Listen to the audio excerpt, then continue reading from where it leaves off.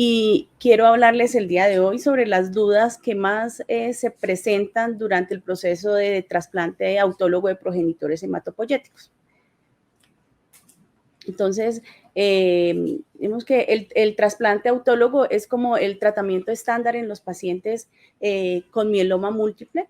Es un procedimiento que se realiza o un tratamiento que se realiza al paciente de mieloma que busca, el objetivo de este es que el paciente tenga una mayor supervivencia libre de progresión o libre de enfermedad.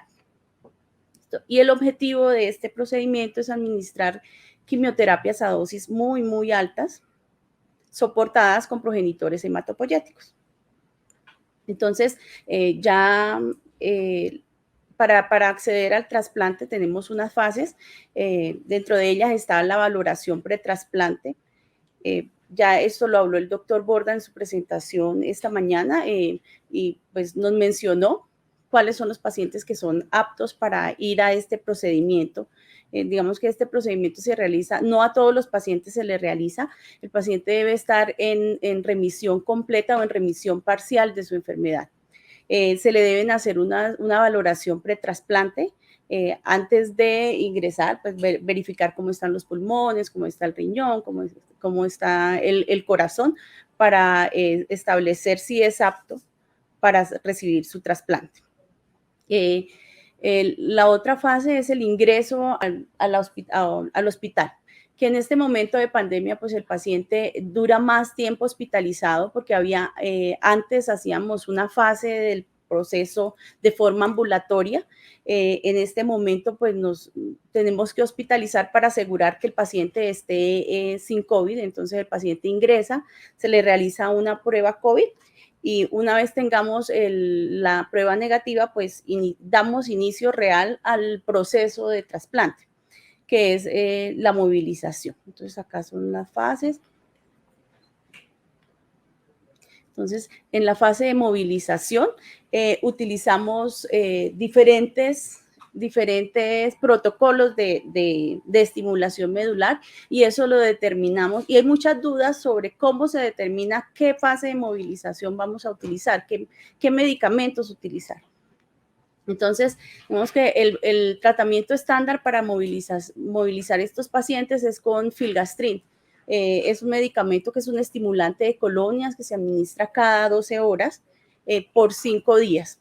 Este protocolo de tratamiento lo utilizamos cuando el paciente de mieloma solo ha recibido 4 ciclos o 5 o máximo 6 ciclos de tratamiento de quimioterapia y sabemos que esa quimioterapia no ha sido tan fuerte con la médula ósea y van a responder bien al tratamiento. Entonces, la dosis, ellos utilizan 300 microgramos cada 12 horas o a veces tienen que utilizar 10 miligramos por kilogramo de peso cada 12 horas por 10 dosis en total. Es decir, al día 5 tomamos muestras para ver si el paciente está apto para pasar a la siguiente fase. Utilizamos otro protocolo de movilización y adicional al filgastrin es con citarabina, que es una quimioterapia. Entonces, con este protocolo, pues el paciente dura un poco más en movilizarse, porque la citarabina se utiliza el día 1 y 2, se administra cada 12 horas por 4 dosis en total, y al día 5 se inicia filgastrin nuevamente por 10, 12 o 14 dosis. Digamos que este esquema de tratamiento de movilización es muy efectivo, pero tiene algunos efectos secundarios. El filgastrin produce dolor óseo, entonces es importante que nos ordenen analgésicos. Y aparte la citarabina le produce trombocitopenia y neutropenia. Entonces, el protocolo dura aproximadamente 12 días, entonces la estancia hospitalaria se prolonga un poquito más. ¿Cómo definen que van a utilizar este esquema de movilización? evaluando al paciente, sabiendo cuántas dosis de quimioterapia ha recibido previamente. Hay unos pacientes que reciben lenalidomida por mucho tiempo y este es un medicamento que los hace como más lentos movilizadores, entonces en ese caso deciden irse por la citarabina. Como dije anteriormente, la citarabina, este esquema de tratamiento puede durar de 10 a 14 días aproximadamente, o sea, aproximadamente desde el día 11 empiezan a tomar muestras para verificar si ya estamos listos para pasar a la fase de aféresis. Y tenemos nuestro medicamento salvador, que es el Plerixafor, el Mosovil, que es un medicamento que lo utilizamos de rescate cuando ya el esquema de movilización con filgastrin 5 días no nos da resultado y el paciente no moviliza adecuadamente, o cuando con citarabina, que es muy extraño, pero cuando con citarabina no, a pesar de que lleva 14 días con este esquema, no moviliza, entonces ponemos este medicamento de rescate. Este medicamento, pues, también es un estimulante de colonias, un poco más potente, y dentro de los efectos secundarios está la diarrea. Entonces, debemos asegurar que el paciente esté muy bien hidratado ese día, al otro día verificar cómo están los electrolitos, porque por la diarrea se nos puede bajar el potasio, el sodio. ¿Listo? Bueno, una vez ya terminemos la fase de movilización, pasamos a la siguiente fase, que es la fase de aféresis. Entonces, esta es nuestra máquina, es la máquina que usamos para la recolección de células. Esta fue una de las primeras fotos que tomé, esto fue el año 2013. Ese fue el año que llegó esta máquina acá. Entonces, vemos que acá tenemos que verificar si el paciente ya está listo para pasar a esta fase, pero ¿cómo sabemos si ya está listo para recolectar? Entonces, debemos tomar los leucocitos CD34. ¿Y qué son los leucocitos CD34? Son unos antígenos que se expresan en las células progenitoras hematopoyéticas que están en sangre periférica. Entonces, el doctor, si usamos el filgastrin solamente al día 5 o después de 10 dosis, ordena la toma de los leucocitos CD34. Esta muestra se toma de sangre periférica en un tubo tapalila y se envía a citometría de flujo. ¿Cuál es el valor para determinar si el paciente ya está listo y vamos a iniciar la recolección? El paciente, para que tengamos una muy buena colecta, lo ideal es que tengamos más de 20 células por unidad de litro.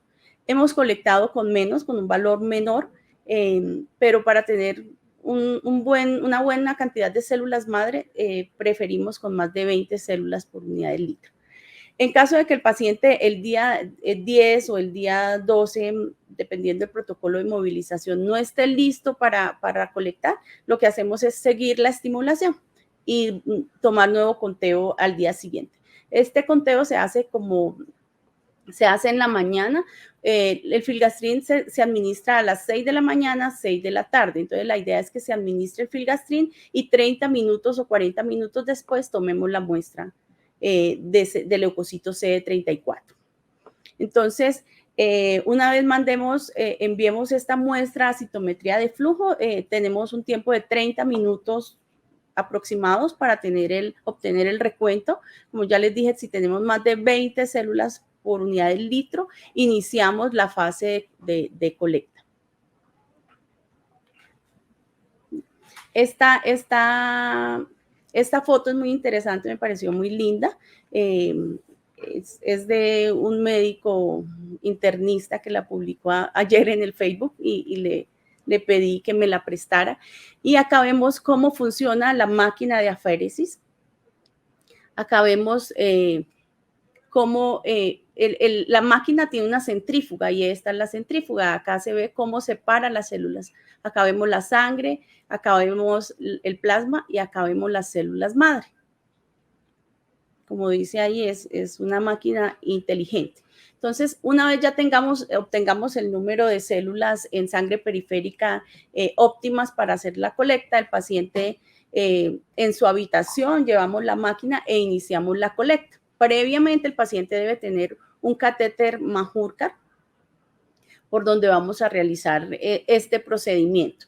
Entonces, cuando usamos el protocolo de estimulación con citarabina, debemos estar muy atentos al número de plaquetas que tengamos, porque usualmente ese medicamento causa trombocitopenia. Entonces, antes de colocar el catéter, debemos transfundir para que le puedan colocar ese catéter.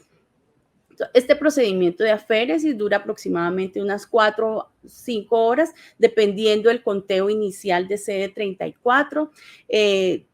Riesgos, existe el riesgo de que el calcio disminuya, porque para este procedimiento utilizamos un anticoagulante que absorbe los niveles de calcio en sangre. Entonces, el paciente empieza con disestesias en la cara, en las manos, en los pies, y es importante desde el inicio del procedimiento iniciar infusión continua de gluconato de calcio para evitar que aparezca esta sintomatología.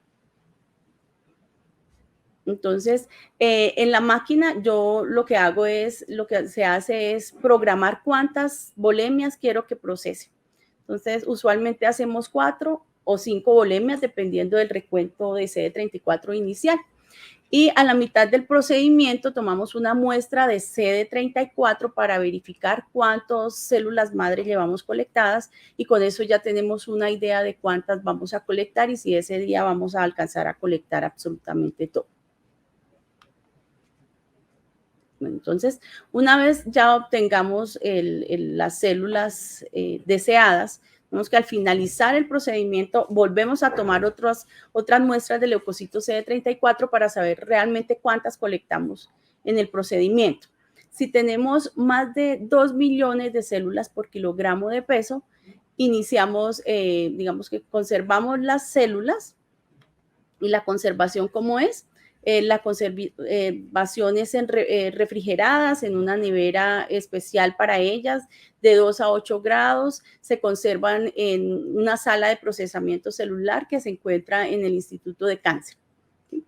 Mientras las celulitas se están conservando, nosotros pasamos a otra fase que se llama la fase de acondicionamiento, que es realmente pues, el objetivo del trasplante. El objetivo del trasplante es administrar dosis demasiado altas de quimioterapia para que ellas lleguen y destruyan todas esas células del mieloma. ¿Sí? Digamos que si pusiéramos la quimio y no administráramos las células madre, el paciente se recuperaría muy lento y en esa recuperación podría morir de infecciones. Entonces, por eso se consolida con las células hematopoyéticas. El acondicionamiento la iniciamos en el momento en que ya sabemos cuántas células madre hemos colectado para asegurarnos que ya tenemos el valor seguro para hacer el trasplante.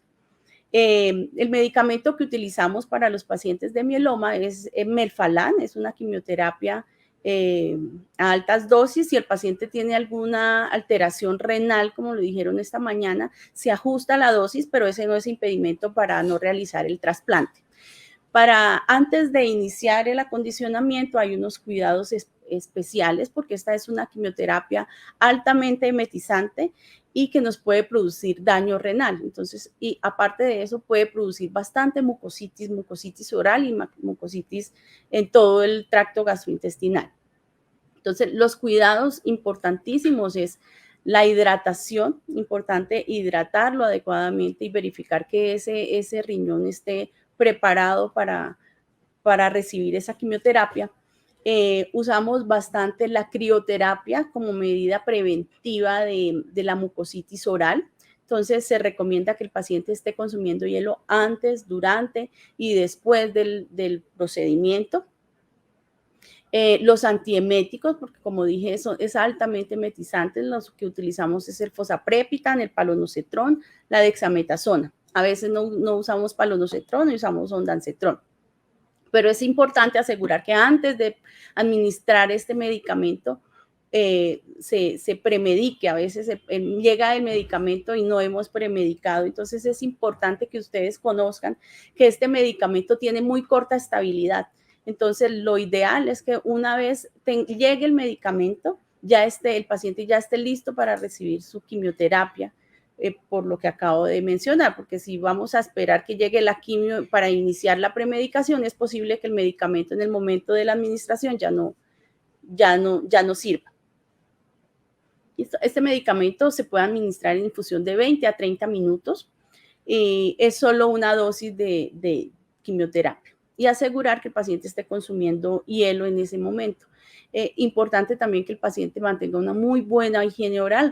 Recomendamos el enjuague bucal con caléndula o aloe vera para prevenir esa mucositis. Listo. Entonces, una vez ya terminemos de reinfundir el paciente descansa ese día y esperamos 24 horas para reinfundir las células, pasar a la otra fase, que es una fase supremamente importante porque es el día cero, es el día en que yo voy a trasplantar al paciente, en que vamos a administrar sus celulitas, que es el que va a ayudar a que se recupere pronto. Entonces, en la fase de reinfusión, entonces el paciente está en la habitación, es un procedimiento muy sencillo, lo hacemos con el hematólogo tratante, es muy parecido a una transfusión de plaquetas, un poco más lenta que las plaquetas, pero más rápido que los glóbulos rojos. En esta reinfusión también volvemos a tomar un CD34. ¿Por qué? Porque necesitamos saber realmente cuántas células vamos a reinfundir al paciente, ya que las mismas células que extraemos no son las mismas células que reinfundimos, ya que ellas en ese proceso de conservación, como no tienen ningún conservante, son solo refrigeradas, ellas alcanzan a morirse unas poquitas y debemos saber realmente cuántas están vivas. El tiempo de infusión depende de la cantidad del volumen de células que colectamos. Puede ser aproximadamente 40 minutos. En este procedimiento no requerimos de premedicación porque, pues, como les dije anteriormente, las celulitas no tienen ningún aditivo, ningún conservante, son sus células y es poco probable que tenga reacciones durante la infusión. ¿Qué puede presentar el paciente? Frío, porque sus celulitas están conservadas en frío. Hemos tenido pacientes que se nos desaturan un poco, pero es como los nervios empiezan a hiperventilar, pero usualmente es solo frío lo que presenta. Durante la infusión, pues los cuidados es asegurar que el catéter esté permeable, que el paciente esté cómodo. En algunas ocasiones permitimos que el familiar esté en la habitación durante el trasplante porque eso lo hace sentir más confiado y más tranquilo al paciente, y la parte emocional es supremamente importante en este procedimiento. Después de la reinfusión, el paciente más o menos tiene unos días de calma, pero después viene la aplasia medular. Esta es una fase que dura aproximadamente unos 7 a 10 días y por lo general aparece como 3 o 4 días después de la quimioterapia. Entonces ahí es donde los pacientes empiezan a presentar los efectos secundarios más marcados y más molestos.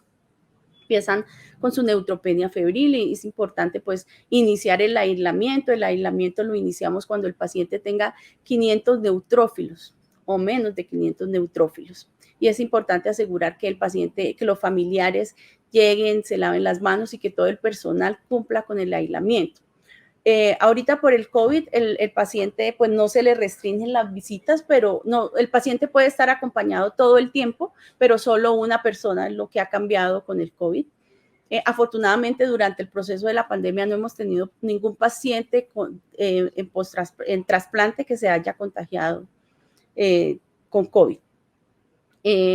Es un momento en el que el paciente empieza con la mucositis gastrointestinal y entonces empieza con diarrea. Es importante asegurar que el paciente esté adecuadamente hidratado. Importante verificar los electrolitos porque en ese momento pues el paciente disminuye bastante la ingesta. Entonces el potasio, el calcio, el magnesio, todo esto se altera y es importante que a tiempo iniciemos la reposición de estos electrolitos.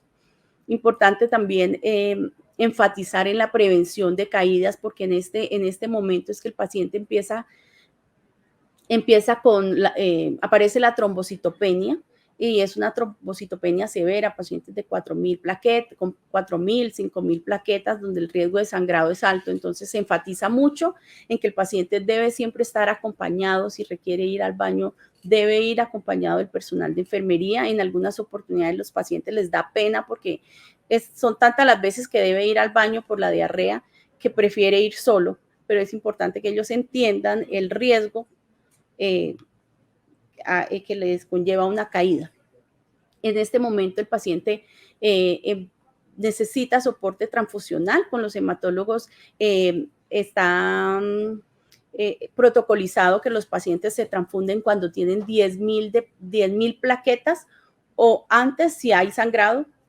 Y la hemoglobina, glóbulos rojos se transfunden cuando el paciente tiene 7 o menos de hemoglobina o antes si el paciente tiene síntomas. En la neutropenia febril, importante que el personal sepa que estos pacientes deben hemocultivarse con 38 grados de temperatura y en menos de 1 hora preferiblemente iniciar su antibiótico. El antibiótico que iniciamos es el cefepime 2 gramos cada 8 horas. Y como sabemos que es un paciente que más del 90% de los pacientes presenta fiebre, entonces es importante que tengamos los insumos. Cuando el paciente entre en la neutropenia, tengamos listo todo para hemocultivar, que en cualquier momento va a ser fiebre. Son insumos que no se van a perder y nos van a ahorrar tiempo en el manejo y en el procedimiento. Importante verificar que el paciente esté bien, porque es un proceso muy largo, es un proceso bastante angustioso para el paciente, los síntomas son bastante molestos, entonces que mentalmente el paciente esté bien, que identifiquemos cuando el paciente requiera el acompañamiento por psicología o por psiquiatría. Por eso es importante que el paciente tenga acompañamiento de su familia.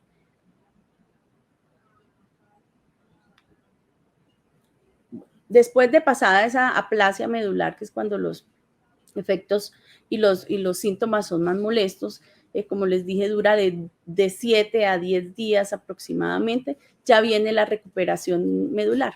Se me olvidó decirle que al día 5 después de la recuperación de la reinfusión de las células, iniciamos nuevamente filgastrin, pero ya no va a ser como en la fase de movilización, sino que acá lo vamos a administrar una vez al día, 300 miligramos cada día, hasta recuperar recuperación medular.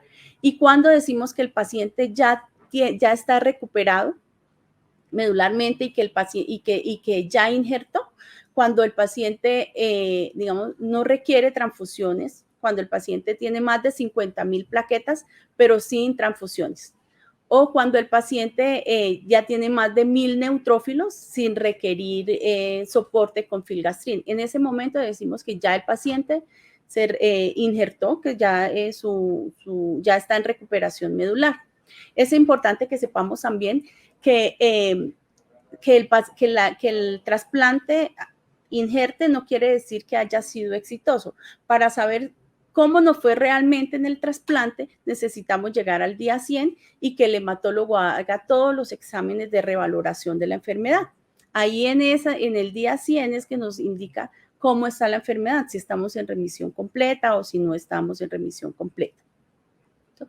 Importante que sepamos que el paciente no se va a ir para su casa como llegó. Entonces, el paciente va inapetente, el paciente se va a ir tal vez algunos con náuseas y algunos con muy poca energía. A algunos pacientes les demora más recuperar toda esa energía. Algunos en 15 días ya están perfectos, pero a algunos les toma un tiempo adicional. Espero que pues hayamos entendido y que nuestra pregunta obtenga una muy buena respuesta al final. Muchas gracias.